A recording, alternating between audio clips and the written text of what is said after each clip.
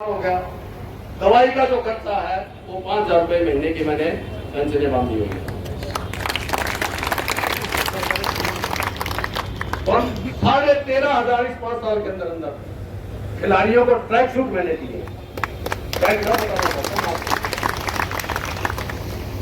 और इसके अलावा सरकारी स्कूलों में जो सरकार की जिम्मेवारी बनती है, वहां कमरे नीचे पड़ने के लिए छतें गिर गई थी, कमरों का निर्माण करवाना, चारदीवारी करवाना, गेट लगवाना।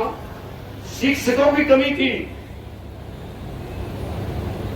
बच्चों को पढ़ाने वाले नहीं थे, जेब से उसको सैलरी देके शिक्षक भी लगवाए ताकि बच्चे पढ़ सके।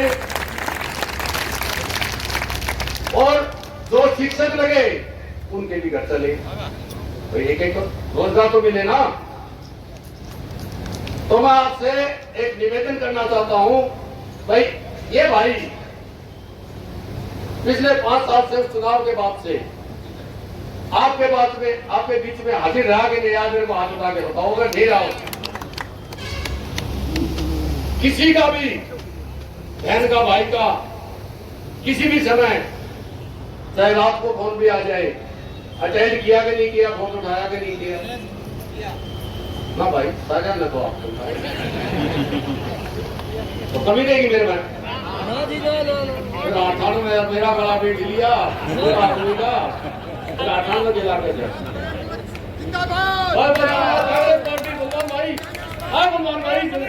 आदमी से कांग्रेस पार्टी जिंदाबाद, कांग्रेस पार्टी जिंदाबाद, कांग्रेस पार्टी जिंदाबाद।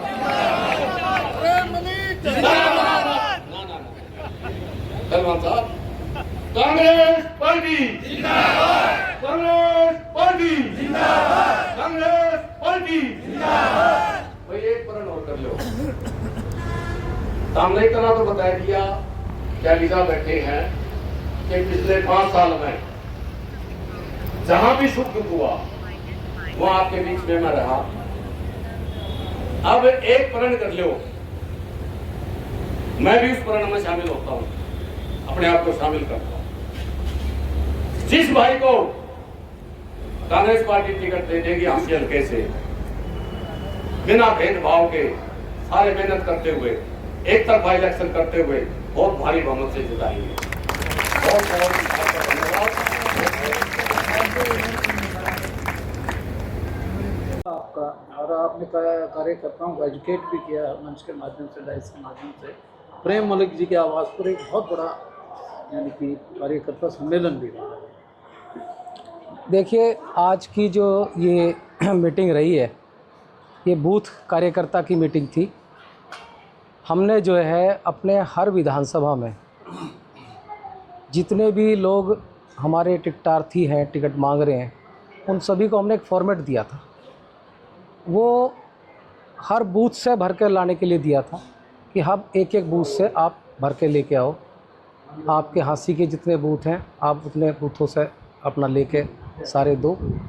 तो प्रेम मलिक जी ने अपना कार्य पूर्ण किया, वो डिटेल हमें सबमिट की, और आज उन्हीं लोगों को हमने इस कार्यकर्ता के रूप में बुलाया ताकि हम अगले चुनाव के विषय पे उन लोगों को कुछ जानकारी दे सकें।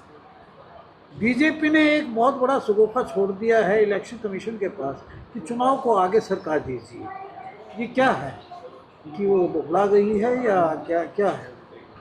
नहीं, देखिए, अब बीजेपी का तो पहले से पता, वो जुमलेबाजों की सरकार है, तो कोई ना कोई जुमला तो हमेशा तैयार रखते ही है वो। तो अब भी कोई ना कोई शरारत, कोई ना कोई जुमलेबाजी उनकी है इसमें कि भाई जो इन्होंने अब वो निकाला है कि बीच में छुट्टियां पड़ गई हैं जी, लोग बाहर चले जाएंगे, कुछ लोगों को कहीं बीकानेर में मेला भरता है उसमें चले जाएंगे। ऐसी चिट्ठी मैंने भी पढ़ी है आप लोगों के मीडिया के माध्यम से कि उन्होंने इलेक्शन कमीशन को दी है कि भाई चुनाव को जो है वो थोड़ा डेट आगे करी जाए। लेकिन कांग्रेस पार्टी की तरफ से हमारा कोई ऐसा स्टैंड नहीं है कि हम इलेक्शन कमीशन के किसी भी बात का उल्लंघन करें या उसके ऊपर को प्रश्न चिन्ह उठाएं। कांग्रेस पार्टी ने जो भी इलेक्शन कमीशन ऑफ इंडिया ने और हरियाणा ने जो आदेश जारी कर दिया, हमने उसका पालन कर रहे हैं, उसी के साथ अपना काम चल रहा है। क्या मंशा इनकी क्या है बीजेपी में? अब मंशा ये तो बीजेपी वाले ही बता पाएंगे जी, मंशा क्या है उनकी। हमारी तो मंशा ये है कि भाई हमारी तैयारियां पूरी हैं और हम चुनाव में जाने के लिए तैयार हैं। हरियाणा सरकार में मंत्री हैं जेपी दलाल, उन्होंने कहा है अगर बूंदी से बूंदी भी बन गई ना, अगर कांग्रेस सरकार बना भी देती है, भगवान नाराज हो जाता है, तो 6 महीने हमारे ऊपर वाले सरकार नहीं टिकने देंगे। तो अच्छी बात है, वो अपनी मंशा पहले ही घोषित कर रहे हैं कि भाई पहले भी हमने इसी तरीके से अदर स्टेटों में सरकारें घेरी हैं और यहाँ भी घेरने का काम करेंगे। लेकिन चलो वो उनकी बात है, उन्होंने कही है। कांग्रेस की अनुभव है, कांग्रेस पार्टी के हमारे नेताओं के पास अनुभव है सरकार इस चलाने का। बयान को बुखलाहट के रूप में देख रहे हैं या कोई धमकी देख रहे हैं? है जी, इस बयान को बुखलाहट के रूप में देख रहे हैं या कोई धमकी देख रहे हैं? मैं तो इसे बौखलाहट ही कहूँगा। इस पे कोई चुनाव आयोग एक्शन भी ले सकता है? ये चुनाव आयोग का खुद का अधिकार क्षेत्र है, उनका प्रेरोगेटिव। हाँ। चुनाव आयोग की अपनी, उन्होंने जब आदर्श चुनाव आचार संहिता लागू की है तो वो उसके तहत उसमें कार्रवाई करें। आज जो सर एजेंटों की मीटिंग ली गई है उसके अंदर प्रदर्शन किस प्रकार का देखा है? किसमें जी? एजेंटों की जो आज मीटिंग ली है उनके द्वारा अपना प्रदर्शन दिखाया गया, किस प्रकार से आपका प्रदर्शन? नहीं नहीं, ये प्रदर्शन नहीं था, ये किसी भी रूप से प्रदर्शन नहीं था। ये हमारे बूथ के कार्यकर्ताओं की मीटिंग थी। और कल भी आपके हाँसी में ही हमारे दूसरे पूर्व मंत्री रहे हैं सुभाष गोयल जी, उनके द्वारा भी अपनी बूथ के कार्यकर्ताओं की एक मीटिंग बुलाई गई है। तो उनके साथ भी हम चर्चा करेंगे, उनको भी हम इसी तरीके से गाइड करेंगे आगामी चुनाव। 44 टिकट और बड़ी है क्या? अपने आप को भावी उम्मीदवार कह रहे हैं, 44 टिकट थे हम के तरफ घूम रहे हैं, अपने आप को भावी उम्मीदवार कह रहे हैं, जो आज तक कांग्रेस पार्टी कहीं प्रोग्राम में दिखाई नहीं दिया हमें। आज वो 44 के 44 अपने आप को भावी उम्मीदवार कह रहे हैं, जिन्होंने कोई काम भी नहीं किया पार्टी के अंदर। देखिए ऐसा है कि ये पार्टी की तरफ से हर एक साधारण कार्यकर्ता को भी टिकट मांगने का अधिकार दिया गया है। तो यदि उन लोगों ने मांगा है तो उन सबका स्वागत है। दूसरी बात कि हमने उसे छांटने की प्रक्रिया हमारी चल रही है, हम सभी का इंटरव्यू ले रहे हैं। आदरणीय दीपक बावरिया जी ने, जिन्होंने भी अप्लाई किया है, उन्हीं का सबका दिल्ली में इंटरव्यू हो रहा है, सबको बुला रहे हैं। तो दूध का दूध और पानी का पानी हो जा रहा है, उसमें कोई घबराने वाली बात ही नहीं। टिकट का पैमाना क्या रहेगा? टिकट का पैमाना बिल्कुल स्पष्ट है। हमारे प्रभारी साहब ने कहा है, प्रदेश अध्यक्ष ने कहा है, राहुल जी ने कहा है कि भाई जो ज़मीन पे काम करता है, जिसकी ग्राउंड रिपोर्ट हमारे पास आएगी, सर्वे पार्टी हमारी करवाई रही है। और लगातार आदरणीय दीपक बावरिया जी ने जो है AICC से, जैसे मुझे यहाँ प्रभारी लगा रखा है, लोकसभा के प्रभारी, विधानसभा के प्रभारी और भी स्टेट के भी प्रभारी, सभी एजेंसियाँ हमारी लगी हुई है। और सभी को ही जो जिताऊ कैंडिडेट होगा उसको टिकट मिलेगी। कांग्रेस का कर्मठ कार्यकर्ता होगा उसको टिकट मिलेगी। ये सब बातें जो है मीडिया के माध्यम से जो है हमारे आदरणीय दीपक बावरिया जी ने। सर, आपके द्वारा जो बूथ एजेंटों की मीटिंग बुलाई गई है, क्या वो टिकट के दावेदारों के पास बुलाई गई है या 44 के 44 की होगी है? नहीं, देखिए मैंने आपको बताया कि हमने सभी को एक फॉर्मेट दिया। हमने बूथ का कमेटियां बनाने का सबको फॉर्मेट दिया है। जितने भी टिकटार्थी टिकट मांग रहे हैं, हमने सभी को फॉर्मेट दिया है और सभी को ये जिम्मेदारी दी है कि भाई आप अपने अपनी परफॉर्मेंस दिखाइए, अपने अपने लोगों की कमेटियां बना के लाइए, हम उनसे मुलाकात करेंगे। तो जो हमें दे रहा है उनकी मीटिंग हम करेंगे, जिसने हमें नहीं दिया है उसकी मीटिंग जाहिर सी बात हम नहीं कर पाएंगे। त्यागी जी, विनिंगबिलिटी का क्या क्राइटेरिया होता है? दूसरी पार्टी छोड़ के आए, उसमें अच्छा कद रखता हो और उसको कांग्रेस को लगता है कि कांग्रेस आ रही है और वो आपकी पार्टी में इंडक्शन कर ले, उसमें भी विनिंगबिलिटी देखते हो क्या आप उसमें? नहीं, देखिए ये तो हमारा शीर्ष नेतृत्व तो है, वो सब कुछ देख के ही ज्वाइन कराता है पार्टी, ऐसा है ना। तो वो उसी इंडक्शन हो जिसकी, जी देखिए वो सारी चीज़ें वो देखते हैं और आगे भी देखी जाएंगी। उसी को ही आधार बना के इसको, जिसको जैसी जिम्मेदारी दी जा सकती है उसको वैसी जिम्मेदारी दी। विधानसभा में सिरों की जरूरत होती है। हाँ जी, विधानसभा में सिरों की जरूरत होती है। सर, तो आज आप यहाँ प्रेम मलिक जी के निवास स्थान पर पहुँचे हैं और इनके बूथ एजेंटों की मीटिंग ली थी, तो यहाँ किस तरीके का रिस्पॉन्स आपको देखने को मिला? रिस्पॉन्स आपके सामने ही था। काफ़ी अच्छे संख्या में लोग आए और सारे के सारे बहुत ही संयमित लोग थे। सभी ने जो बात हमने बताई उनको गहनता के साथ उन्होंने सुना तो आप सभी लोगों ने देखा। अच्छा, आपकी ये रिपोर्ट भी प्रेम मलिक जी के यहाँ अच्छा यानी कि एजेंट थे, जितना भी इन्होंने कॉल किया, ये रिपोर्ट ऊपर जाएगी आप? बिल्कुल निश्चित। हमारी जैसा आपका मीडिया चैनल हर बात को 1 सेकंड के अंदर दिखा देता है, वैसे ही हमारे भी जो है एक system all India Congress committee की तरफ से लगा हुआ है कि जब भी जहाँ जो भी मीटिंग होती है, जो भी कार्यकर्ता कराता है, उसकी पूरी की पूरी रिपोर्ट जो है वो हमारे लोकसभा के प्रभारी और हमारे हरियाणा के प्रभारी दोनों के पास जो है ये रिपोर्ट जाती है। सर, ये 44 उम्मीदवारों की लिस्ट होगी, धड़ाधड़ जैसे कांग्रेस पार्टी का ग्राफ बढ़ा है, लोग 15 पार्टी की तरह आपकी पार्टी में आना लोगों ने शुरू कर दिया। उनमें से 36 कैंडिडेट ऐसे हैं जो अपने बूथ से आ रहे हैं। क्या अब ये भी गलती दोबारा दोहरा सकती है कांग्रेस पार्टी, उनको कहीं टिकट दे दे? देखिए, ऐसा तो कोई, मैंने बताया कि ऐसा कोई हमारे शीर्ष नेतृत्व ने पैमाना ऐसा बनाया ही नहीं है। बिल्कुल क्लियर कट आदरणीय दीपक बावरिया जी ने कहा है, अभी 4 दिन पहले कॉन्स्टिट्यूशनल कलम में भी कहा है।